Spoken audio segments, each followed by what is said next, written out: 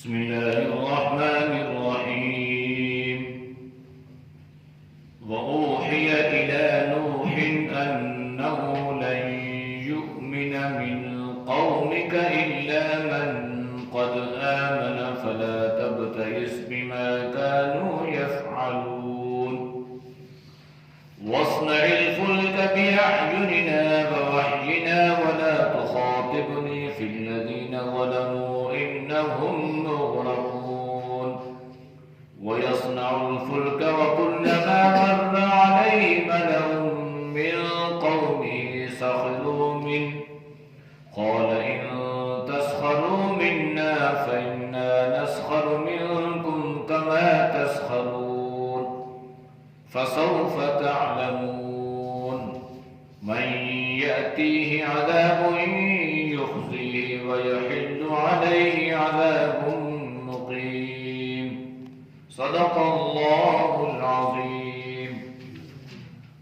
ترجمہ وأوحی اور وحی کی گئی الی نوح نوح کی طرف انہو کہ بے شک وہ لن یؤمن ہرگز ایمان نہیں لائیں گے من قومک آپ کی قوم سے الا مگر من جو شخص قد آمنا ایمان لا چکا فلا تبتئس پس نہ امید مت ہوئیے بما کانوا یفعلون بسبب اس کے جو کچھ وہ کرتے ہیں.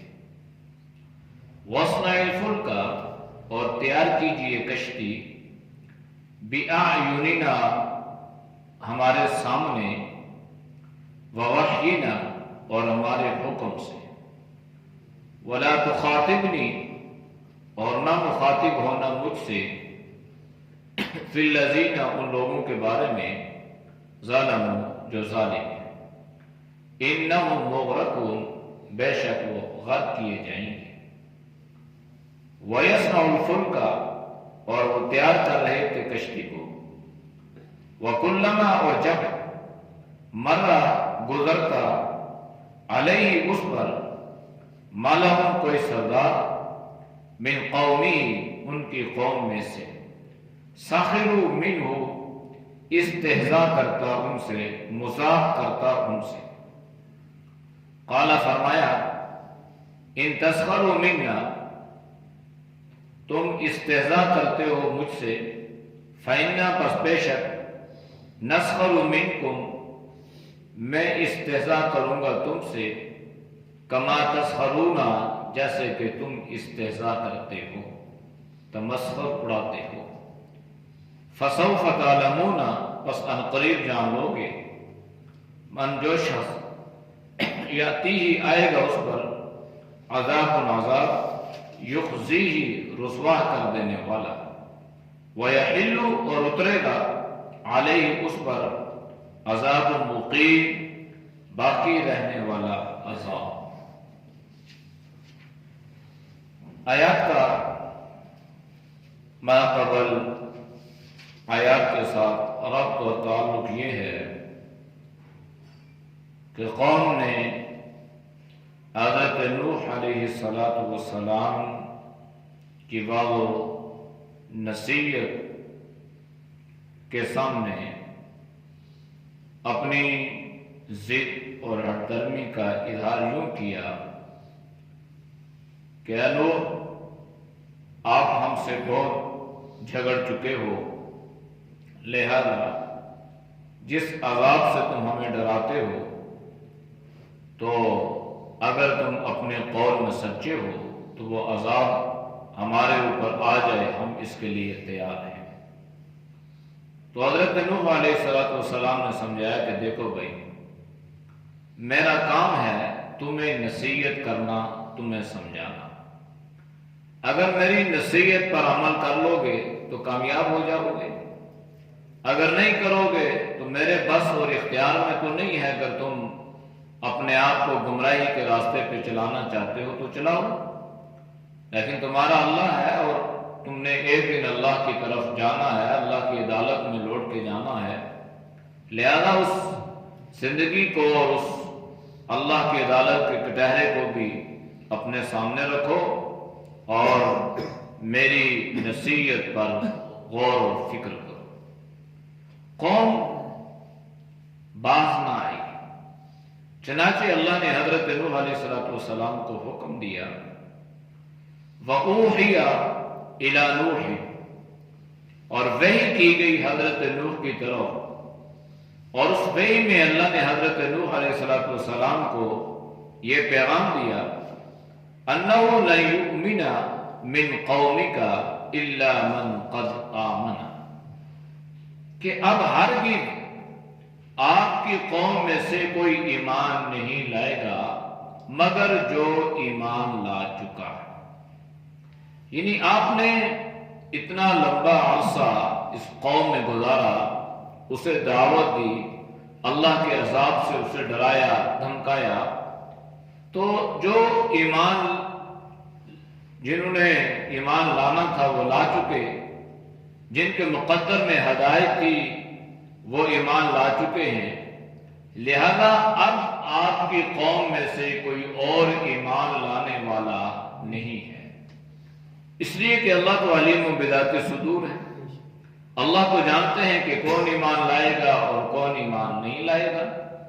لہذا اللہ نے حضرت نوح علیہ السلام کو فرمایا کہ بس اتنی لمبا عرصہ آپ نے توحید کی دعوت دی اور میرے لیے آپ نے اتنی صعوبتوں کو اور مصیبتوں کو برداشت کیا، لہذا پریشانی کی ضرورت نہیں ہے، بس جو ایمان جنہوں نے لانا تھا لا چکے ہیں، لہذا فَلَا تَبْتَئِسْ بِمَا كَانُوا يَفْعَلُونَ، اب ان کے اعمال سے آپ کو نا امید ہونے کی ضرورت نہیں ہے، یعنی جو وہ کر رہے ہیں اس کا خمیازہ ان کو بھگتنا پڑے گا، اور آپ بالکل اس پریشانی کو چھوڑ دیں کہ اب یہ لوگ ایمان نہیں لائے، لہذا وہ ایمان تو لائیں گے نہیں، لہذا ان کو اپنے حال پہ چھوڑ دیں اور آپ کو ان کی وجہ سے پریشان ہونے کی، نا امید ہونے کی، غم زدہ اور دکھی ہونے کی ضرورت نہیں۔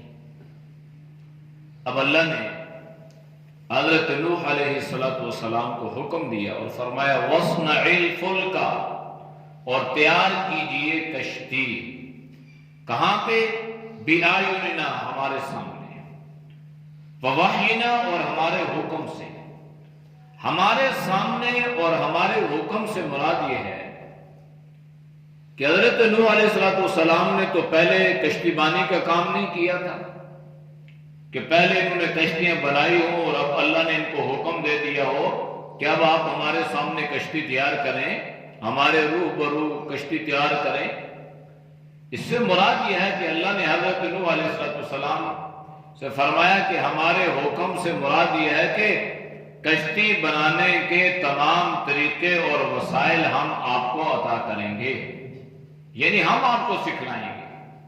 چنانچہ اللہ نے حضرت نوح علیہ السلام کے لیے وہ سارے اسباب جن کو جوڑ کر وہ کشتی تیار کی جا سکتی تھی، اللہ نے حضرت نوح علیہ السلام کو سکھائے۔ درخت کا کٹنا، پھر اس کے جو ہے وہ پٹے بن جانا، پھر یہ سارے جو مراحل تھے یہ حضرت نوح علیہ السلام کو اس صنعت کا یہ طریقہ کار سکھلایا گیا۔ تو یہ ہے وہ وحینا، ہمارے حکم سے۔ کشتی کے بارے میں علماء مفسرین کا مختلف ان کے اقوال ہیں کہ وہ کتنی لمبی چوڑی کشتی تھی، لیکن لکھا ہے کہ وہ کافی بڑا بحری بیڑا تھا، 3 منزلہ وہ کشتی حضرت نوح علیہ السلام نے تیار فرمائی تھی، اور اس میں تقریباً موجودہ دور کے زمانے کے مطابق 400-500 افراد اس میں سوار ہو سکتے تھے، یعنی ایسی لمبی چوڑی کشتی تیار کی گئی۔ تو یہ ہے وحینا، ہمارے حکم سے آپ تیار کیجئے، ہم آپ کو بتلائیں گے۔ لیکن یاد رکھنا کہ کشتی تیار ہو جائے گی، تیری قوم پر اللہ عذاب مسلط کرے گا، لیکن ایک چیز اللہ نے پہلے سے حضرت نوح علیہ السلام کو بتا دی اور اس عمل سے منع کر دیا وَلَا تُخَاطِبْنِي فِي الَّذِينَ ظَلَمُوا۔ اب یہ جو ظالم لوگ ہیں نا، جنہوں نے تیری تکذیب کی، تیری دعوت کو، تیرے پیغام کو ٹھکرا دیا، تجھے مارا، پتھروں کی بارشیں کی، اب ان کے بارے میں مجھ سے سوال نہیں کرنا۔ یعنی اب منع کر دیا اللہ نے، بخشش کا سوال نہیں کرنا، ان کی نجات کا سوال نہیں کرنا، کیونکہ پیغمبر جو ہوتے ہیں یہ رقیق القلب ہوتے ہیں، اللہ نے ان کے دل میں نرمی رکھی ہوتی ہے، سختی نہیں ہوتی، اور اللہ نے ان کے دل کے اندر رحم رکھا ہوتا ہے، شفقت رکھی ہوتی ہے، امت سے محبت کرتے ہیں۔ تو اس لیے کہ ایسا نہ ہو کہ یہ عذاب کو دیکھ لیں اور عذاب کو دیکھ کر یہ اللہ سے التجائیں شروع کر دیں کہ یا اللہ اس قوم کو، میری امت کو، اس قوم کو، میری قوم کو اس عذاب سے نجات دے۔ تو اللہ نے پہلے سے منع کر دیا کہ وَلَا تُخَاطِبْنِي فِي الَّذِينَ ظَلَمُوا، یہ ظالم لوگ ہیں، ان ظالم لوگوں کے بارے میں مجھ سے مخاطب نہ ہونا اور ان کے بارے میں مجھ سے کسی قسم کی کوئی سفارش نہ کرنا۔ ہوگا کیا؟ اِنَّهُمْ مُغْرَقُونَ، انہیں غرق کیا جائے گا، انہیں ڈبویا جائے گا۔ اللہ نے حضرت نوح علیہ السلام کو کشتی تیار کرنے کا حکم دیا۔ حضرت نوح علیہ السلام نے پہلے وہ سارے اسباب جمع کیے، لکڑ جمع کی، دیگر چیزیں جو ہیں وہ انہوں نے جمع کر لیں، اور اس پر تقریباً 1 سال کا عرصہ لگ گیا۔ 1 سال کے بعد حضرت نوح علیہ السلام نے کشتی کو تیار کرنا شروع کیا۔ وَيَصْنَعُ الْفُلْكَ، اور وہ کشتی تیار کر رہے تھے۔ اب حضرت نوح علیہ السلام کشتی تیار کر رہے ہیں ایک گرم علاقے میں، ریتلے علاقے میں، جہاں پر لوگ پانی پینے کے لیے دور دور سے پانی لایا کرتے تھے، پانی میسر نہیں تھا، خشک سالی تھی، پانی کا گویا قحط تھا، گرمی کی شدت تھی، بارشیں نہیں تھی، یہ ساری صورتحال وہاں پر موجود تھی۔ تو جب حضرت نوح علیہ السلام کشتی تیار کر رہے تھے تو لوگ حضرت نوح علیہ السلام سے پوچھتے یہ کیا کر رہے ہیں؟ تو حضرت نوح علیہ السلام فرماتے کشتی تیار کر رہا ہوں۔ اب کشتی چلے گی کہاں؟ یہ تو پانی میں چلتی ہے، یہاں تو پانی کا نام و نشان نہیں ہے، بوند بوند کو ہم ترستے ہیں، اور یہ کہہ رہے ہیں کشتی تیار کر رہے ہیں۔ جب ایسی انہونی بات لوگوں کے سامنے آتی ہے نا تو لوگ کہتے ہیں یہ دیکھو اس کا دماغ خراب، یہ کیا کرے کیا ہے۔ تو ان لوگوں نے بھی حضرت نوح علیہ السلام کا مذاق اڑانا شروع کیا۔ اب ان کا انداز کیا تھا وہ آپ سمجھ سکتے ہیں کہ پیغمبر کی شان میں ایسی گستاخی اور ایسا مذاق اور ان کو جھٹلانا اور ان کی تکذیب کرنا۔ تو ہوا یہ وَكُلَّمَا مَرَّ عَلَيْهِ مَلَأٌ مِّن قَوْمِهِ سَخِرُوا مِنْهُ، کوئی سردار جب وہاں سے گزرتا ان کی قوم کا تو جب وہ دیکھتا پوچھتا تو حضرت نوح علیہ السلام بتاتے کہ میں یہ کام کر رہا ہوں، تو ساخر منہ، ان سے مذاق کرتا۔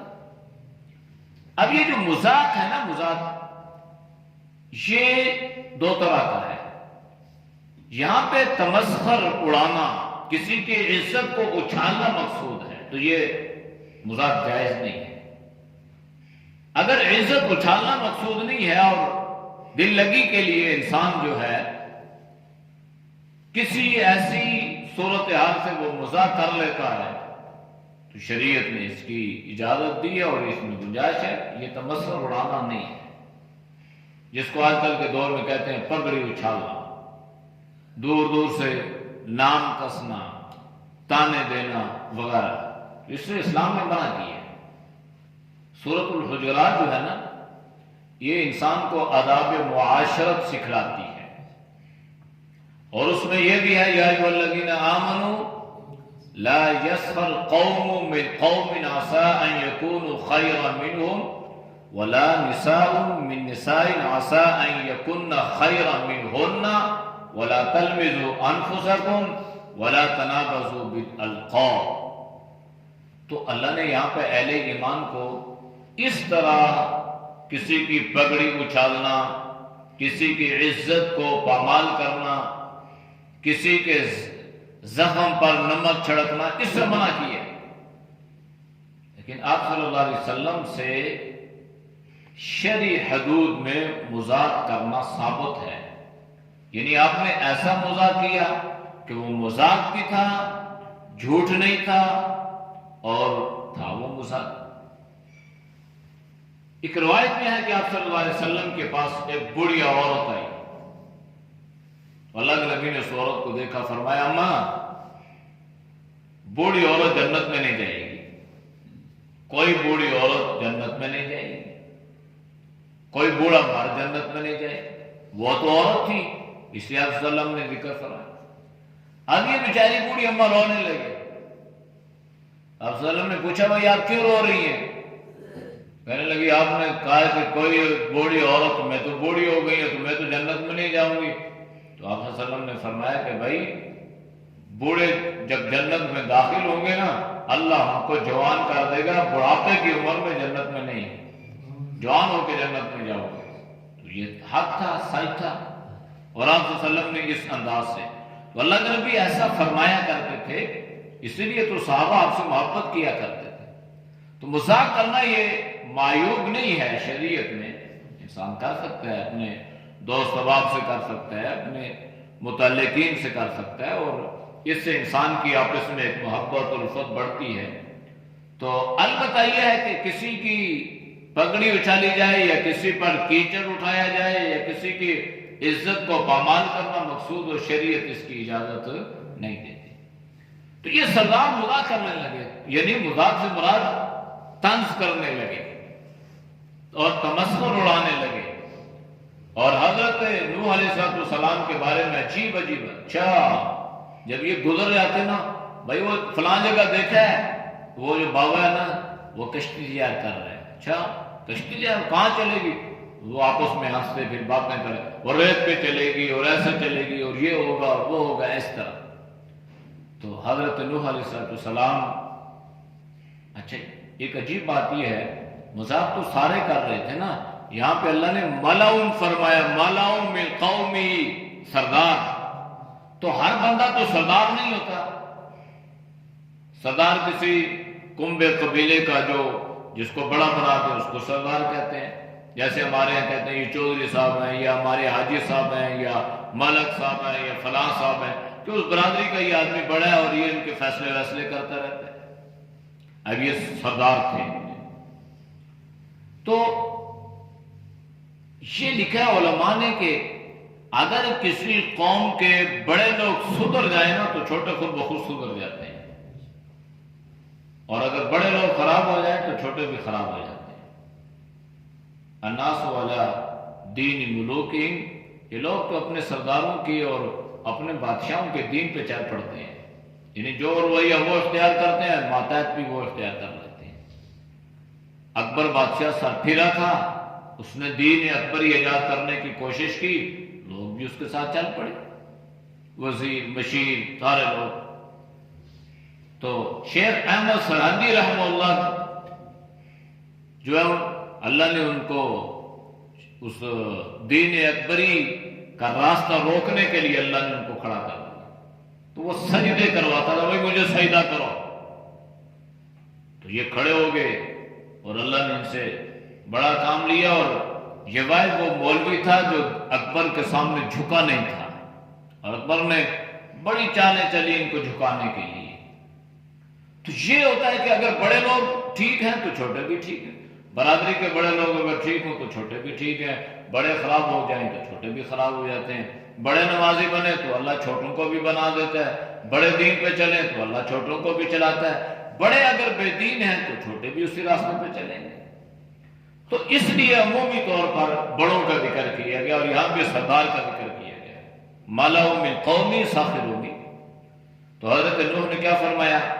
قَالَ إِن تَسْخَرُوا مِنَّا فَإِنَّا نَسْخَرُ مِنْكُمْ كَمَا تَسْخَرُ، ورنہ ٹھیک ہے آج تم مجھ سے مذاق کرتے ہو نا کہ کشتی بنا رہا ہے، چلے گی کہاں اور یہ ہوگا اور وہ ہوگا، پھر وہ وقت بھی آئے گا کہ جو تماشا لگاتے ہیں نا پھر وہ تماشا بن جاتے ہیں، کہ تو تماشا بن جاؤ گے، پھر ہم اپنی آنکھوں سے تمہیں دیکھیں گے۔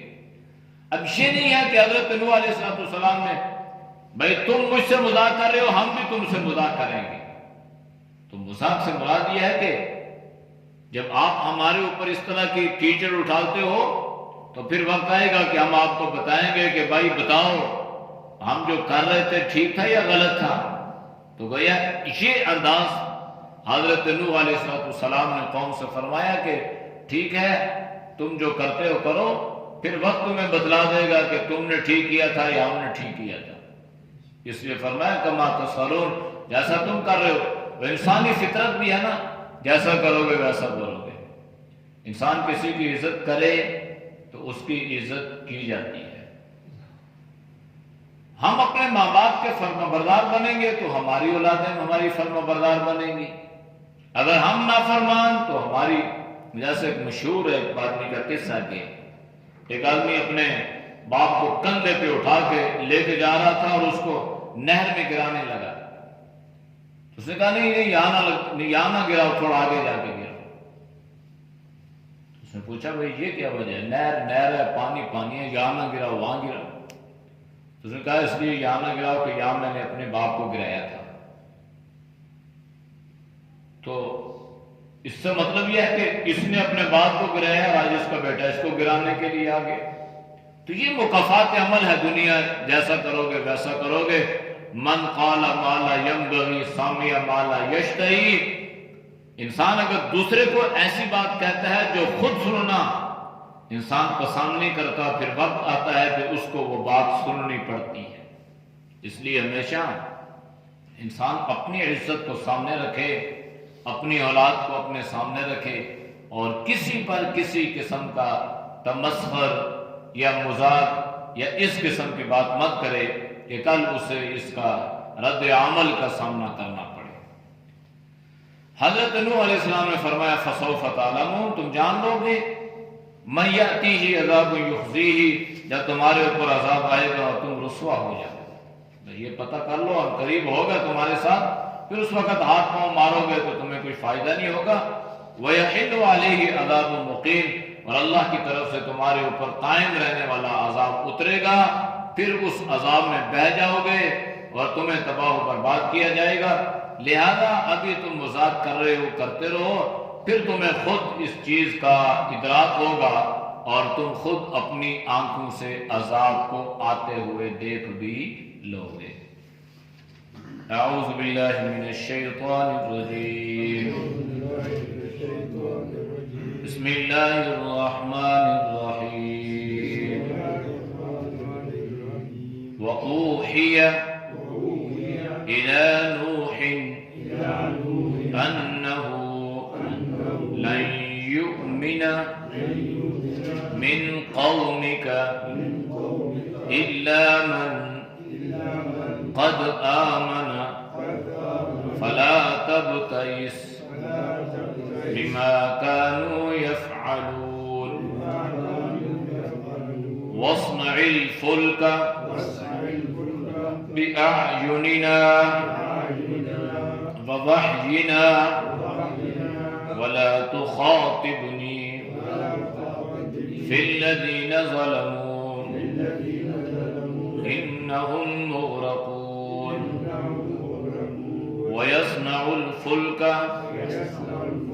وَكُلَّمَا مَرَّ عَلَيْهِ مَلَأٌ مِّن قَوْمِهِ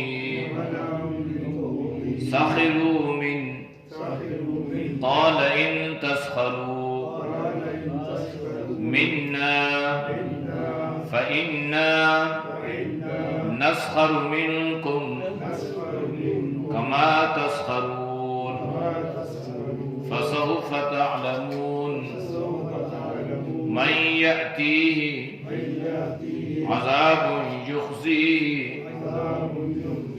وَيَحِلُّ عَلَيْهِ عذاب مقیم. الحمد للہ رب العالمین والعاقبۃ للمتقین والصلاۃ والسلام علی النبی الأمی الکریم. یا اللہ ہم سب کے صغیرہ کبیرہ گناہوں کو معاف فرما. یا اللہ گناہوں سے حفاظت فرما. نیک اعمال کی توفیق نصیب فرما. یا اللہ برے اعمال سے، برے خیالات سے، برے راستوں سے، بری صحبت سے اللہ تو ہم سب کی حفاظت فرما. یا اللہ ہمارے بال بچوں کی حفاظت فرما. یا اللہ تو ہم سب کو، پوری امت کو یا اللہ صحت ایمان والی زندگی نصیب فرما. یا اللہ تقوی طہارت والی زندگی نصیب فرما. یا اللہ ہر فتنے سے، ہر شر سے، ہر آزمائش سے اللہ تو ہم سب کی حفاظت فرما. یا اللہ تو ہم سب کے رزق حلال میں وسعت عطا فرما. حرام سے اللہ تو سب کی حفاظت فرما. اے اللہ تو ہم سب کی جائز ضروریات کو پورا فرما. یا اللہ قرض کی ادائیگی کے غیب سے اسباب پیدا فرما. اللہ ہماری دعاؤں کو اپنی بارگاہ میں قبول فرما. صلی اللہ تعالی علی نبی الامی وعلی آلہ وصحبہ اجمعین برحمتک یا ارحم الراحمین.